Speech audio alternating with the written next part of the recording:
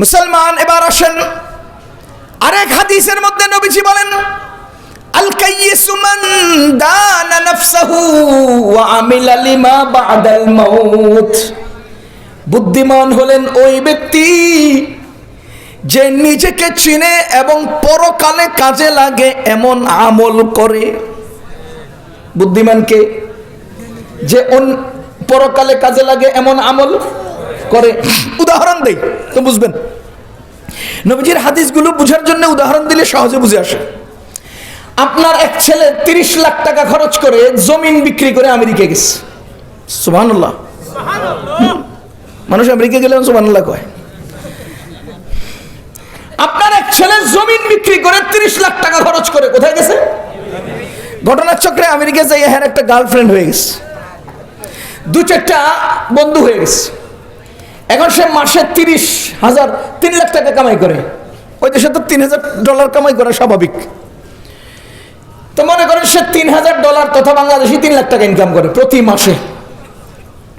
কিন্তু ওই 3 লাখ টাকা সে গার্লফ্রেন্ড এবং অন্যান্য দোস্তদের পিছনে শেষ করে ফেলে, দেশে 1 টাকাও পাঠায় না।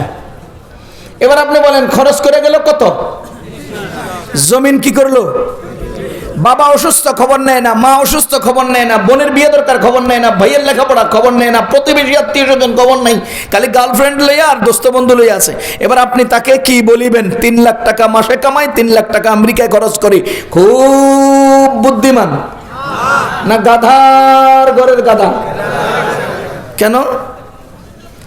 তুই বেটা গেছস 30 লাখ টাকা খরচ কইরা, তুই ওখানে 3 লাখ টাকা ইনকাম করবি, 50,000 টাকা দিয়ে কোন রকম চলবি, 2.5 লাখ টাকা দেশে পাঠাইবি, সব কিছু উন্নত করবি, বাড়ি করবি, গাড়ি করবি, মা বাবার খেদমত, ভাই বোনদের আয়োজন, আত্মীয় স্বজনকে নিয়ে সুন্দর একটা আয়োজন করবি, তুই 2.5 লাখ টাকা দেশে পাঠাইবি। তুই ভাগ্যবান, তুই বুদ্ধিমান, তুই 3 লাখ টাকা খরচ করিস, তুই একটা গাধা। এবার বুঝছেন নি কথাটা? আমাদের নবীজি বলেন, আল কাইয়িসু মান দানা নাফসাহু ওয়া আমিলা লিমা বাদাল মাউত। যে ব্যক্তি দুনিয়াতে আসে, দুনিয়াতে আসার পরে তার জিন্দগির একটা মুহূর্তে সে একবার জান্নাত নিজের উপরে ফরজ ওয়াজিব করতে পারে, সেই ব্যক্তি যদি দুনিয়ার বুকে থেকে শুধু মোবাইল ফোন, বন্ধু বান্ধব, সিনেমা হল, আড্ডা, ক্ষেত খামার আর দুনিয়া, এই সব কিছুর পিছনে পড়ে তার সব শেষ করে আখিরাতের জন্য কিছুই না পাঠায়, ওই ব্যক্তি আমেরিকায় কামায়, আমেরিকায় খরচ করে দেশে না পাঠায়, আপনি তাকে বললেন গাধা। দুনিয়ায় এসে দুনিয়ায় কামায়, দুনিয়ায় শেষ করে আখিরাতে পাঠায় না। নবীজি বলেন সেও একটা গাধা। সহজ কথা। আর যে ব্যক্তি পাঠায় সে কি কয় না? সে কি মুসলমান, সে হলো বুদ্ধিমান। এবার আপনাকে আমি আরো সহজ উদাহরণ দিলে বুঝবেন। নবীজি বলেন, কুন ফিদ দুনিয়া কাআন্নাকা গরীব আও আবিরি সাবিল। তুমি দুনিয়াতে এমন ভাবে থাকো কেমন জানি তুমি একজন মুসাফির। তুমি একজন এমন ভাবে থাকো কেমন জানি তুমি একজন অস্থায়ী চাকরিজীবী, একজন মুসাফির। এখান থেকে কক্সবাজার রওনা দিয়েছেন গাজীপুর থেকে, পথিমধ্যে আপনাদের গাড়ির চাকা পাঞ্চার, গাড়ির কি হয়ে গেছে? এবার হেল্পার এসে বলতেছে, যাত্রী ভাইয়েরা সবাই নেমে যান, আমরা চাকা চেঞ্জ করব। তো সবাই নামছেন, নাইমা দুইজনে দাঁড়ায় দাঁড়ায় বাদাম খায় আর গল্প করে, পিছনের কিচ্ছা কাহিনী কয়, নাকি হেনে বাড়ি কিনে কথা কয়, নাকি পকেটের টাকা দিয়ে দোকানে ব্যবসা শুরু করে, কি করে কোন রকম সময়টা পার করে চাকাটা চেঞ্জ হয়, আবার গাড়িতে উঠে আবার রওনা। গন্তব্য কই? কক্সবাজার। সুতরাং আমার দুনিয়ার গন্তব্য হলো জান্নাত। আমি এই দুনিয়াতে এইভাবেই থাকতে হবে যেইভাবে গাড়ি চাকা চেঞ্জ করার টাইমের জন্য দাঁড় করিয়েছে, আমি আমার জিন্দগিটা এইভাবে শেষ করে মূল গন্তব্য জান্নাতেই রওনা দিতে হবে। এখানে কেউ গাড়ি করে না, বাড়ি করে না, এখানে কেউ ব্যবসা ইনভেস্ট করে না। 2-4 মিনিট, 10 মিনিট, 20 মিনিটের টাইমের মধ্যে কেউ এত কিছু করে? তো এখন আমরা যে দুনিয়াতে আছি কতদিনের? আল্লাহ তাআলা বলেন, ক্বালা কাম লাবিস্তা ফিল আরদি আদাদা সিনিন। বছরের হিসাবে তুমি কতদিন ছিলে দুনিয়াতে? কালু, মানুষেরা বলবে, লাবিসনা ইয়াওমান আও বাদা ইয়াউমিন। আল্লাহ, একদিন ছিলাম বা একদিনের অর্ধেক ছিলাম। কতদিন ছিলাম? একদিন বা একদিনের অর্ধেক, একদিনের অংশ। আপনি বুঝেন কিয়ামতের দিনটা কত বড় হবে? কিয়ামতের একদিন হবে 50,000 বছর সমান। এটা কি সুবহানাল্লাহ না বিপদের? আচ্ছা সুবহানাল্লাহ কইলাম, আল্লাহ করলে পারেন। সূর্য উঠে সূর্য ডুবে কি হয়? একদিন। কয় না সূর্য উঠে সূর্য ডুবে কি হয়? গরমকালে সূর্য উঠে দেরিতে ডুবেও দেরিতে, দিন লম্বা। শীতকালে সূর্য উঠে আগে ডুবেও আগে, দিন একটাই। এবার আপনি বলেন যে 100 বছর আগে একবার সূর্য উঠছে, 100 বছর পরে সূর্য একবার ডুবছে, কয়দিন? কথা তো কই কালা কাম লাবিস্তা ফিল আরদি আদাদা সিনিন। তোমার আর আমার ঘুমের সুবিধার জন্য রাত দিছে, দিন দিছে। রাত না হইলে কি করতা? দিন যদি না ডুবতো কি করতা? তো দিন তো একটাই। আল্লাহকে তো ওই ব্যক্তি বলবে আল্লাহ একদিন বা একদিনের একাংশ ছিলাম। তোমাদের বছরের হিসাবে না 30-60 বছর হয়ে গেছে, কিন্তু প্রকৃত পক্ষে তো 30-60 বছর হয় নাই। প্রথম দিন সূর্য উঠছে, এরপরে আধা বেলা সূর্য এখনো ডুবে নাই, তুমি 60 বছর মরে গেছো, তো কি হয়েছে? ইয়াউমান আও বাদা, একদিন বা আধা দিন। আধা দিনই তো হইলো, সূর্য ডুবার আগে আমি মরে গেছি। সূর্য উঠান কে? ডুবান কে? একদিন উঠাইলেন ডুবাইলেন না, এর মধ্যে আমি মরে গেলাম, কয়দিন রইলাম? বুঝেন না? উঠাইলেন ডুবাইলেন, আমি মরলাম, কয়দিন রইলাম? একদিন রইলাম। কথা বুঝেন নাই? তাহলে কালা কাম লাবিস্তা ফিল আরদি আদাদা সিনিন, তুমি বছরের হিসাবে কতদিন ছিলা? কালু লাবিসনা ইয়াওমান আও বা'দা ইয়াওমিন, আল্লাহ একদিন বা একদিনের একাংশ ছিলাম। এরপরে আবার সে আগাইয়া বলে ফাসআলিল আদিন, যারা বছরের গণনা করে এগুলো জিজ্ঞাসা দেখেন কদিন ছিলাম? একদিনই। কথা বুঝতেছেন নি ভাই? যাহা হোক, এই দুনিয়ার বুকে আমি তো চাকা পাঞ্চারের টাইমে সমান টাইম ছিলাম। দ্বিতীয় নম্বর উদাহরণ, আপনার এই এলাকার নাম কি? গাজীপুর, শ্রীপুর না? গাজীপুর কোন জেলা? আরে গাজীপুর জেলা তো, গাজীপুর জেলা। আপনার এই এলাকার একটা ছেলে বড় লেখাপড়া শেষ করে আসছে, তো সরকার তাকে বলছে এই আব্দুল্লাহ, তুমি 1 বছরের জন্য রাজশাহীতে চাকরি করো। কত বছর? 1 বছর পরে তোমাকে গাজীপুরে পোস্টিং করা হবে, এখানে তুমি মরণ পর্যন্ত থাকবা। খেয়াল করেন, তাইলে রাজশাহীতে গেল কতদিনের জন্য? এরপরে কতদিন থাকবে গাজীপুরে? যেখানে তার মা, যেখানে তার বাবা, যেখানে তার আত্মীয় স্বজন, যেখানে তার ভাই বোন, যেখানে তার সব, যেখানে ছোট থেকে বড় হয়েছে, সেখানে তার পোস্টিং হবে 1টা বছর পরেই, এবং সেখানেই সে থাকবে কতদিন? মরণ পর্যন্ত, আজীবন। এবার এই লোকটা করলো কি, রাজশাহীতে 1 বছরের জন্য চাকরিতে গিয়া একটা বাসা ভাড়া নিল, নিয়া সুন্দর ফার্নিচার দিয়া বাসা সাজাইলো, হাই পাই খাট পালং লেপ তোষক ওয়াও ওয়াও দিয়ে বলে লাইলো। কত? 50 লাখ 20 লাখ খরচ করে নিল। থাকবে কতদিন? 1 বছর পরে কই যাবে? গাজীপুর। কোন 1 বছর পরে কই যাবে? মুসলমান, আমি জিজ্ঞেস করতে চাই, লোকটা এই যে 5-7-10 লাখ টাকা খরচ করে তার বাসা ভাড়া করা বাসাটাকে সাজাইলো 1 বছরের জন্য, এরে কি আপনি বুদ্ধিমান করবেন? কি এরে কি বুদ্ধিমান বলবেন? আরে বুদ্ধিমান তো সে যে বাতাসের বালিশ একটা কিনবে, বাতাস দিয়ে বালিশটা ফুলাবে, কম্বল একটা কিনবে, কম্বলের অর্ধেক বিছাইয়া আর অর্ধেক গায়ে দিয়া বছরটা শেষ কইরা বালিশের 1 লাথি মেরা বাতাসটি বাইর কইরা কম্বলটারে লাথি মেরে বাইরে ফেলাইয়া টাকার বান্ডিলটা লইয়া দেশে চলে আসবে, বাড়িতে এসে সব সাজাবে। এ বেটাই তো বুদ্ধিমান, যে বেটা বাসা ভাড়া করা বাসাটাকে এখানে সাজাইলো। ওই ব্যক্তির ওই সম্পদগুলো কি করবে? হয়তো সে আসার সময় নিলামে বিক্রি করবে, অথবা সে ট্রাকে বোঝাই করে আলাদা খরচ দিয়ে গাজীপুর নিয়ে আসবে। ও মুসলমান, যে লোকটা রাজশাহী থেকে 1 বছরের ভাড়া করা বাসাটাকে সাজাইয়া সেটাকে নিলামে বিক্রি করে অথবা আবার গাজীপুরে নিয়ে আসতে পারে, এই লোকটাকে আপনি গাধা বললেন। তো যেই লোকটা তার জীবন দুনিয়া শেষ করে যাওয়ার পথে না তার বাড়িটা কবরে নিতে পারে, না তার সম্পদটা কবরে নিতে পারে, না সে অন্যের কাছে নিলামে বিক্রি করতে পারে, তার খাটের উপর রাইখা তার সন্তানরা জানিয়ে যুদ্ধ করে সেই সম্পদটারে সে বেচতেও পারলো না, নিতেও পারলো না, ওই বেটারে আমরা গাধা কইলে এই বেটারে কি করবেন? হ্যাঁ, তো এই বেটারে গাধা কইলে গাধার বাণিজ্য থাকবে? হ্যাঁ, তো বেচতে পারছে, সে তো বিক্রি করে আসতে পারছে, সে তো নিলামে বেচতে পারছে, ট্রাকে করে আনতে পারছে। আপনি তো বেচতেও পারেন না, নিতেও পারেন না, তো আপনি কি? নবীজি এই কথাটাই বললেন, আল কাইয়িসু মান দানা নাফসাহু ওয়া আমিলা লিমা বাদাল মাউত। যে ব্যক্তি দুনিয়াতে থেকে আখেরাতের সম্বল কামায় সে হলো বুদ্ধিমান। সে কি? এই মুসলমান যারা আজকে তেলাওয়াত করলেন, কোরআন হেফজ করলেন, কোরআন কারীমের এক একটা হরফের বিনিময়ে কতটা নেকি? 10টা নেকি। জোরে বলেন কয়টা নেকি? এই নেকিটা ওরা অর্জন করে কামে লাগে কোথায়? কয় না?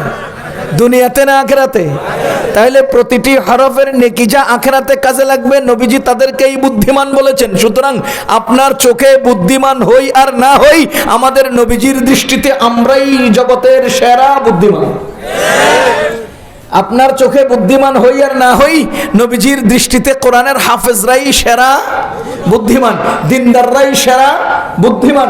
নবীজি এক হাদিসে বলেন, তুবা লিমান তালা হায়াতুহু ওয়া হাসুনা আমালু। কতই না ভাগ্যবান তারা, কতই না ভাগ্যবান তারা যাদের হায়াত লম্বা হয়, আমল সুন্দর হয়। যাদের হায়াত লম্বা হয়, আমল সুন্দর হয়। এবার বলেন, যাদের আমল সুন্দর তারা কি ভাগ্যবান? যারা দুনিয়াতে কামাই করে আখরাতে কামে লাগে তারাই হলো বুদ্ধিমান। তারা কি?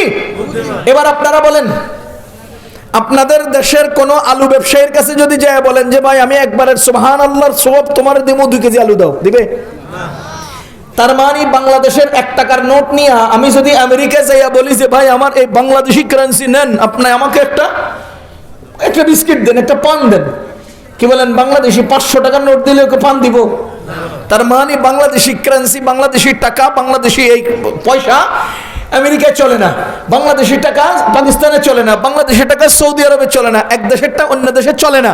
সুতরাং দুনিয়ায় যে নেকি আমি অর্জন করি, এই নেকি পেঁয়াজ ব্যবসায়ীর কাছে চলে না, এই নেকি আখিরাতে চলে। যেই বাজারে যা সেই বাজারে তা। এবার বলেন নেকির দাম কত? সুবহানাল্লাহ বিহামদি। এক নেকির দাম কত? আমি একটা নেকির দাম বুঝাইতে গেলে আপনারা বুঝবেন যে নেকির দাম কত। এক হরফ তেলাওয়াত করলে কত নেকি? এক নেকির দাম কত? আমাদের নবীজি সাল্লাল্লাহু আলাইহি ওয়াসাল্লাম ইরশাদ করেন, কিয়ামতের ময়দানে এক ব্যক্তি অনেকগুলো সওয়াব আর অনেকগুলো গুনাহ নিয়ে উপস্থিত হবে। একটা কথা মনে রাখবেন, কিয়ামতের দিন আল্লাহ কারো নেক আমল গণনা করবেন না, ওজন করবেন। নেক আমল গণনা করবেন না, ওজন করবেন। আবার বলেন তো, গণনা করবেন না কেন, ওজন করবেন কেন? গণনা করবেন না কেন, ওজন করবেন কেন? কোরআনে আসছে, ওয়ানাদাউল মাওয়াজিনাল কিসতা লিয়াউমিল কিয়ামা। কিয়ামতের দিন আমি মানুষের আমল মাপার জন্য দাঁড়িপাল্লা কায়েম করব। তার মানে কিয়ামতের দিন মানুষের আমল গণনা নয়, ওজন হবে। কেন বুঝতেছেন নি? সহজে বুঝবেন। আজকের যোহরের নামাজের ফরজ কয় রাকাত? 4 রাকাতের সেজদা কয়টা? কয় না? 4 রাকাতের সেজদা কয়টা? আপনার ইনসাফ মতে বলেন তো, হাটহাজারী মাদ্রাসার মুহতামিম সাহেবেও তো আজকের যোহরের নামাজে 8 সেজদা দিবেন, আর আমিও 8 সেজদাই দিলাম। হাটহাজারীর মুহতামিম সাহেবের 8 সেজদা আর আমার 8 সেজদা গণনায় সমান। বলেন গণনায়? কিন্তু ইনসাফের সাথে বলেন তো ওজনে, ওজনে কি সমান? আমি যদি বলি যে আগামী 3 দিনের মধ্যে বাংলাদেশ সরকার জালিম সরকারকে উৎখাত করে দেব, তো পাবলিকে কব যে এটা কি কয়। আর আহমদ শফি সাহেব যদি বলতেন যে আমি সরকারকে বুঝে নেব, শুধু এদুর সরকারকে, সব গোয়েন্দা বিভাগ হয়রান, হুজুর এই কথা কি লেগুলো, আর আমি উৎখাত করে এলাম, কইছি গোয়েন্দা কয় যে কি কয়, মানে হেরা এটার দামই দিল না, আর হুজুরের টেল লেগে ঘুম হারাম হয়ে গেল। বলেন ঘটনাটা কি? আমার চেয়েও দুর্বল শক্ত কথা কইয়াও যদি ওদের ঘুম হারাম হয়, আর আমি এত শক্ত কইলাম এরপরও ঘুম হারাম হয় না, তার মানে হলো আমার কথার ওজন আর হুজুরের কথার ওজনে কতক্ষণ ব্যবধান আছে। তার অর্থ হলো কথা কাজ এগুলো ওজন করা হয়, কারণ ওজন কম বেশ হয়, গণনায় কম বেশ হয় না। কথা বুঝতেছেন? এই জন্য কিয়ামতের ময়দানে কি করা হবে? ওজন করা হবে। তো বলছিলাম যে এক ব্যক্তির অনেকগুলো সওয়াব আর অনেকগুলো গুনাহ। আপনাকে বুঝার জন্য বলছি, এক লোকের 10,000 বস্তা সওয়াব আর 10,000 বস্তা গুনাহ। কত হাজার বস্তা? 10,000। এবার এই লোকে যখন গুনার পাল্লায় গুনাহ আর নেকির পাল্লায় নেকি রাখলো, তো যে একেবারে কাটায় কাটায় সমান। কি হয়েছে বলেন না, কি হয়েছে? আর্জেন্টিনা আর ব্রাজিলে যখন 2 গোল হয়, কি হয়? কি হয়? ড্র হয়, কয় না? 90 মিনিটের খেলা ড্র হয়ে গেছে, আরো 15 মিনিট বাড়াইছে। কি জন্য? ড্র কাটো। কি জন্য? ড্র না কাটলে পুরস্কার কারে দিম। কি জন্য? ড্র কাটো। আরো 15 মিনিট বাড়াইছে, ড্র কাটে নাই, ড্র রয়ে গেছে। এবার কি করে? 10টা করে প্লান্টিং হবে, 10টা লাথি মারবো। গোলকিপার যেটাকে বেশি গোল খাইয়া লাগবো, খেয়ে ফেল, যে ঠেকাইতে পারবো সে পাস। তার মানে যতক্ষণ পাস না হবে ততক্ষণ পর্যন্ত বিচার হয় না, ততক্ষণ ফলাফল দেওয়া হয় না। 10,000 বস্তা সওয়াব আর 10,000 বস্তা গুনাহ সমান সমান। কি হয়েছে? ড্র হয়েছে। কয় না কি হয়েছে? এবার আল্লাহ তাআলা বলবেন, ও বান্দা, কারবার তো ড্র। কারবার কি? তুমি যাও, তোমার কোনো আত্মীয় স্বজন, বন্ধু বান্ধব, দোস্ত আহবাবের কাছ থেকে একটা মাত্র নেকি আনো। একটা নেকির পাল্লায় নেকিটা দিবা, ড্র কেটে যাবে, আমি মাফ করে দেবো। কটা নেকি আনো? বলেন বলেন, কয়টা নেকি আনো? বেটাই মনে মনে আমি চেয়ারম্যান ছিলাম, বস্তায় বস্তায় তেলের ড্রাম দিছি, বস্তায় বস্তায় চাউল দিছি, কত কিছু খাওয়াইছি। ও কবির কই রে তুই? ও আলমগীর কই তুই? বোর্ড অফিসের পিছন দিয়ে কত বস্তা খাইছিস? দেশ তো একটা নেকি। বুঝে নাই? বুঝে নাই কেউ? বুঝে নাই কেউ? কত বস্তা তুই বোর্ড অফিসের পিছন দিয়ে চাউল মারছস। আজকে আমার একটা নেকি দরকার। চেয়ারম্যান সাহেব জনগণকে খুঁজবে, জনগণ চেয়ারম্যানকে খুঁজবে। হুজুর কত কাতলা মাছ আপনার বাসাত পাঠাইছি, একটা নেকি। ও এমপি সাহেব কত সামসামি আপনার করছি, একটা নেকি। বুঝেন নাই? ও ইমাম সাহেব আপনারা আমার গরুর প্রথম দুধনি খাওয়াইছি, একটা নেকি। ও মুসল্লি কত দোয়া আমরা করছি, একটা নেকি। ও মা আপনি না আমার মা, একটা নেকি। ও সন্তান তুই না আমার ছেলে, আমি না বুকের দুধ খাওয়াইছি, একটা নেকি। ও বাবা আপনি না আমার আব্বা, কত জায়গায় আমার কাঁধে করে নিছেন, আজকে একটা নেকি। ও ছেলে একটা নেকি। ইয়াউমা ইয়াফিরুল মারউ মিন আখিহি ওয়া উম্মিহি ওয়া আবিহি ওয়া সাহিবাতিহি ওয়া বানিহি লিকুল্লি ইমরিইম মিনহুম ইয়াউমা ইযিন শা'নুন ইউগনিহি। সেই দিন কেউ কাউকে স্বীকার করবে না। কোন চেয়ারম্যান তার জনগণ চিনবে না, জনগণ চেয়ারম্যান চিনবে না, ইমাম মুসল্লি চিনবে না, মুসল্লি ইমাম চিনবে না, বন্ধু বন্ধু চিনবে না, বাবা তার সন্তান চিনবে না, সন্তান তার বাবা চিনবে না।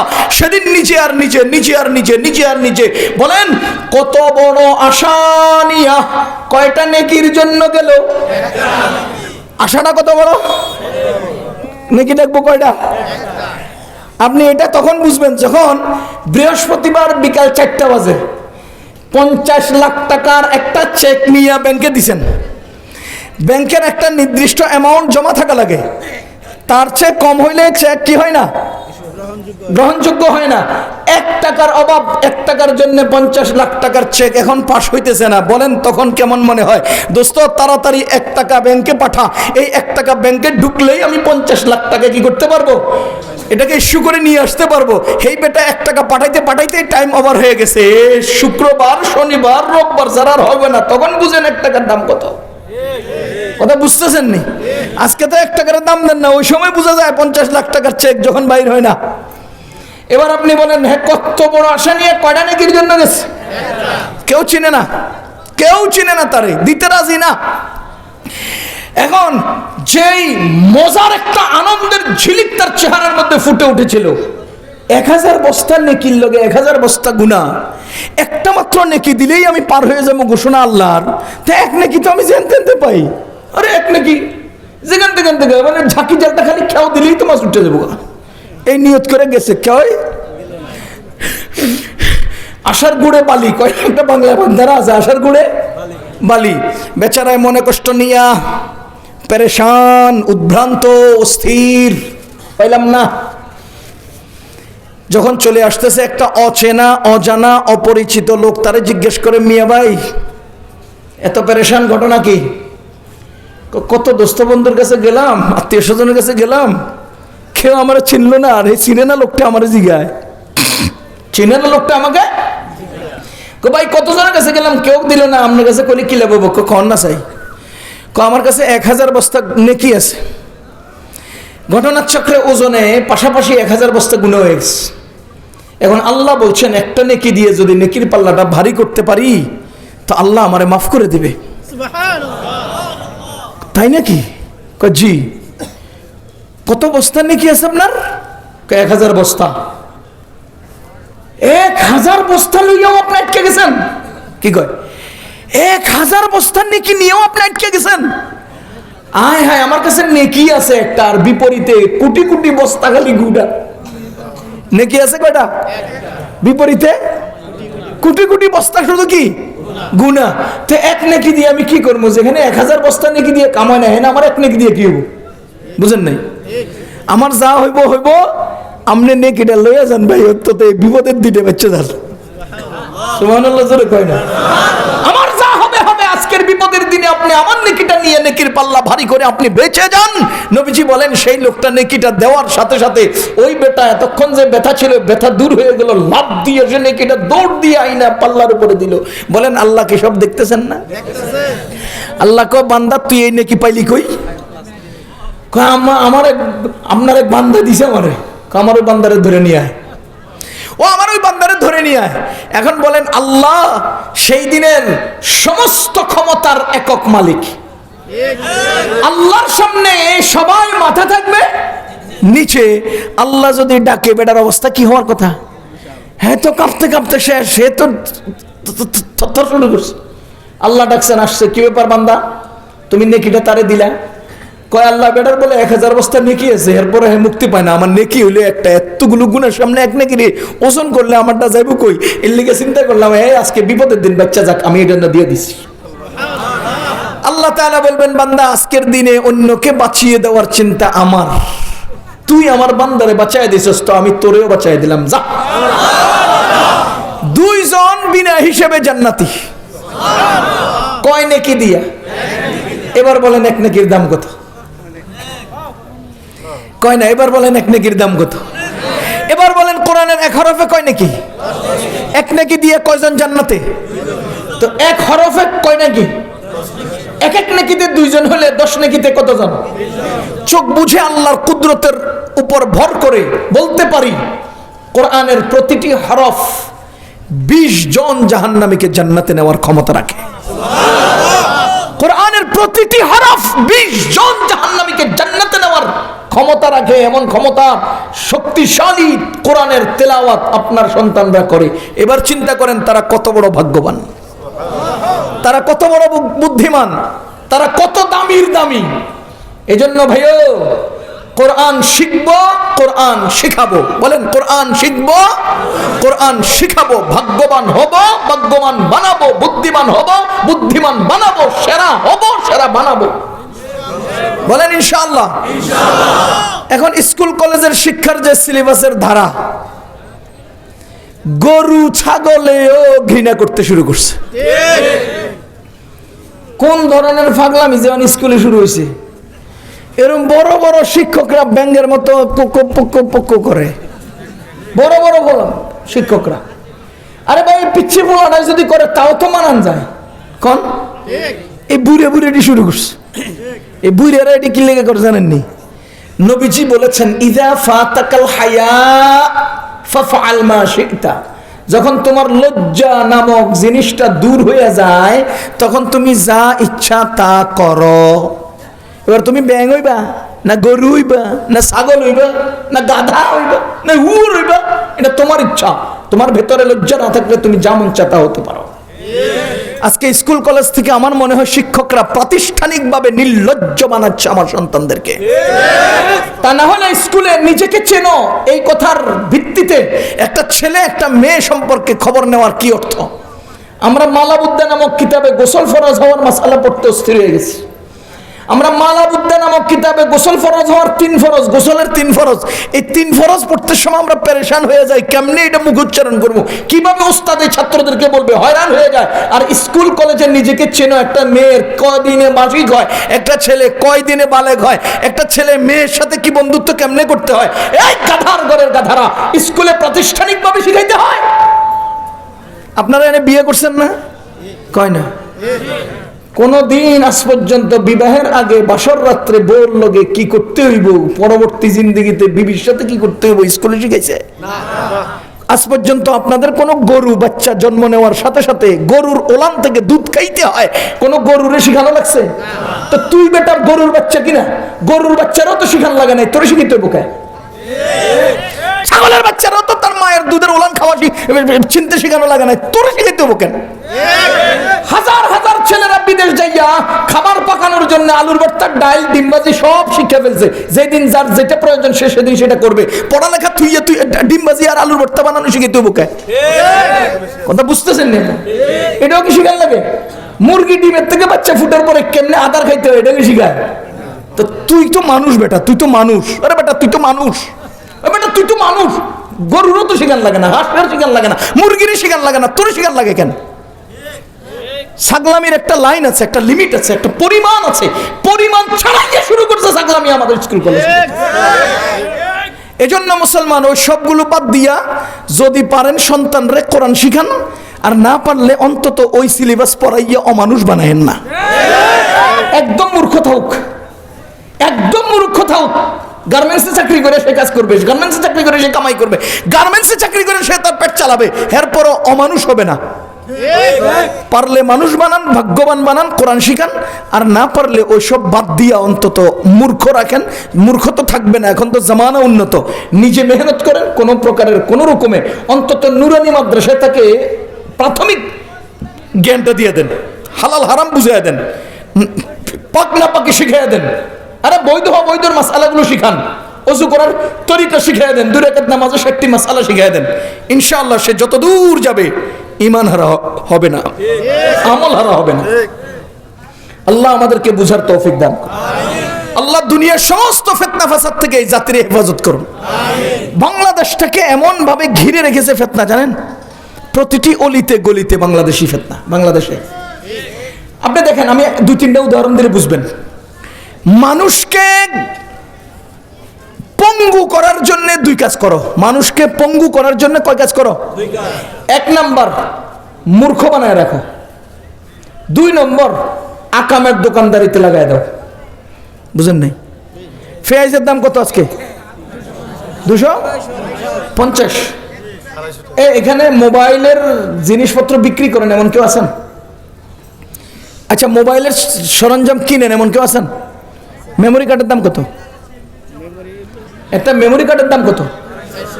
250 টাকা। 1 কেজি পেঁয়াজের দাম কত? তাহলে খাওয়ার জিনিসের দাম বেশি আর আকামের দোকানদারের জিনিসের দাম কম কেন? বুঝেননি আপনারা? মানুষ বেঁচে থাকবে যে খানা খাইয়া, ওই খানার দাম বেশি, আর মানুষ অমানুষ হবে যে মেমোরি কার্ড আর ইন্টারনেট দিয়ে, সেটার দাম কম কেন? কারণ হলো এই লোকগুলোকে শিক্ষা থেকে বঞ্চিত করে অকামের দোকানদারিতে নিয়োজিত রাখবে, যাতে করে এরা জীবনে আর নিজের পায়ে দাঁড়াইতে না পারে। এজন্য ঢাকা ইউনিভার্সিটির চত্বরে আজকে এই প্রজেক্টরের মাধ্যমে আর্জেন্টিনার ব্রাজিলের খেলার তামাশা। কেন?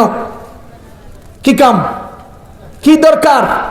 কে দিয়েছে মোবাইল? কে দিয়েছে? আবার অহংকার করে জিগায় মোবাইল কে দিয়েছে? সারা দুনিয়ার মোবাইল কে দিয়েছে? জামানার প্রয়োজনে, জামানার ধাক্কায় পণ্য পৃথিবীতে তৈরি হবে, আর পণ্য পৃথিবীর প্রান্তে প্রান্তে যাবে না, এটা হইতেই পারে না। তো পৃথিবীর সর্বত্র যখন এই পণ্যটা ছড়ায়, তখন এভাবেই ছড়ায় গেছে। আপনি আবার অহংকার করেন কে দিয়েছে। আমি তো বলি এই আকামের গোডাউন আপনি মানুষের হাতে উঠাই দিয়েছেন, এটা তো আপনার কৃতিত্ব না মিয়া?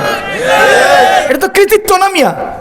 পৃথিবীর অন্য কোথাও এত সস্তা এমবি নেই, বাংলাদেশে যত সস্তা এমবি। সৌদি আরবে 15 দিনের প্যাকেজ আমি 60 রিয়াল দিয়ে কিনছি। 60 রিয়াল মানে কি? 1800 টাকা বাংলাদেশ। আর আমেরিকায় আমি 1 মাসে $39, $40 দিয়ে আমরা এক মাসের প্যাকেজ কিনতাম। তো $40 মানে 4242 টাকা। তো 4200 টাকায় 1 মাসের প্যাকেজ, 1600 টাকায় সৌদি আরবে 15 দিনের প্যাকেজ, আর বাংলাদেশে 500 টাকা দিয়ে 1600 মিনিট 30 জিবি। খা, দাম, শো, ঘুমা, বেন রাত, সকাল রাত, হাজ রাত, গাড়ি, বাড়ি, মসজিদের ভিতরে, মসজিদের সাথে দেখ সিনেমা, দেখতে থাক, আকামের দোকানদারি কর। বুঝেন নাই? এই একটা রাস্তা। দ্বিতীয় নম্বর, একটা সময় আমাদের দেশের সাইডে আরেকটা দেশ আছে না পাশে? আমাদের দেশের বাহিরে আরেকটা দেশ আছে না? এই দেশের চারিদিকে বাউন্ডারি ছিল না তার কাটার। তখন আমাদের দেশে আম, জাম, কাঁঠাল, লিচু এগুলো আসতো, সন আসতো, বাঁশ আসতো, লাকড়ি আসতো। আর এখন এগুলো কিচ্ছু আসে না, ফাঁকে দিয়া টাকা যায়, উপর দিয়া বস্তা আসে। খা মইরা যা, কোন খা মইরা যা, সবগুলো ওখান থেকে সাপ্লাই দিচ্ছে। কেন? এই জাতিকে ধ্বংস করার জন্য। এজন্য আমরা আমাদের এই মাহফিল থেকে, আমাদের দিলের গহীন থেকে, মিম্বার থেকে সমস্ত মুসলিমদের কাছে করজোড় অনুরোধ করতে চাই যে আপনি মুসলমান, মুসলমানিত্ব বাঁচাইতে হলে মুসলমানের মূল কেন্দ্র কোরআন এবং সুন্নাহর ইলম অর্জন করতে হবে, অর্জন করাতে হবে। সুতরাং আপনার সন্তানকে আপনি দিন শিখান, দিন শিখান, দিন শিখান, এর বাইরে যাওয়ার কোনো সুযোগ নাই। আল্লাহ আমাদেরকে তৌফিক দান করুন। সুবহানাল্লাহি ওয়া বিহামদিহি, সুবহানাকাল্লাহুম্মা ওয়া বিহামদিকা আশহাদু আল্লা ইলাহা ইল্লা আনতা আস্তাগফিরুকা ওয়া আতুবু ইলাইক।